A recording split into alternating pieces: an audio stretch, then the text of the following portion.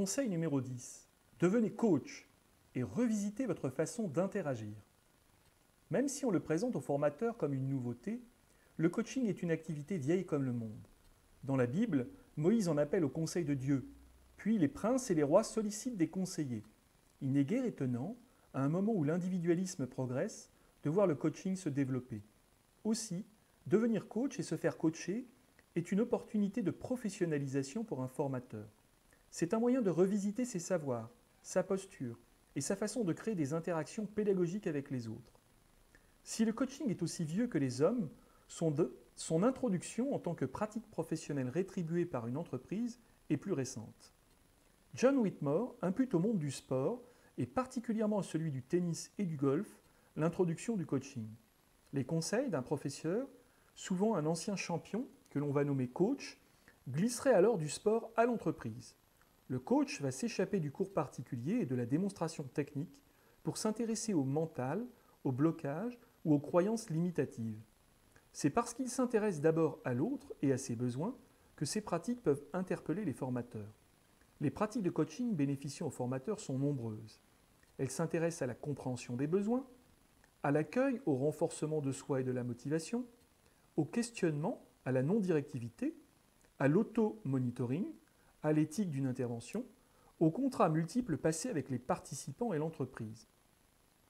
Pour un formateur, découvrir le coaching passe par se faire coacher soi-même par un coach expérimenté, par se faire observer en situation de formation ou de co-animation. Un coaching croisé avec un autre formateur est aussi une opportunité d'apprentissage. Toutes les matières de recueillir un feedback sur sa pratique sont pertinentes. Dans toute situation pédagogique, il existe un effet de transfert et de contre-transfert, comme dans une cure psychanalytique.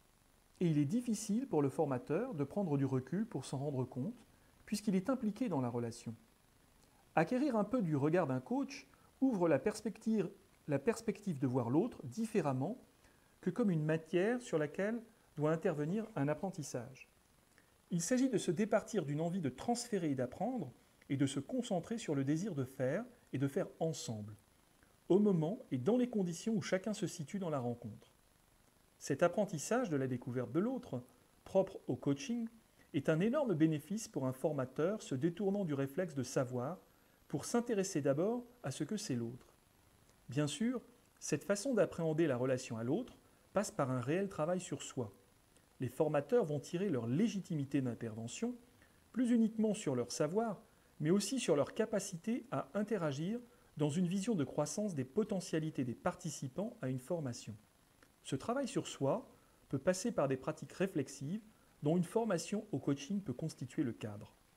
Ces pratiques questionnent en profondeur qui l'on est, pourquoi l'on exerce son métier, quelles sont les valeurs repères, toutes choses qui entrent de façon inconsciente dans la relation à l'autre et peuvent libérer l'envie d'apprendre ou la réfréner.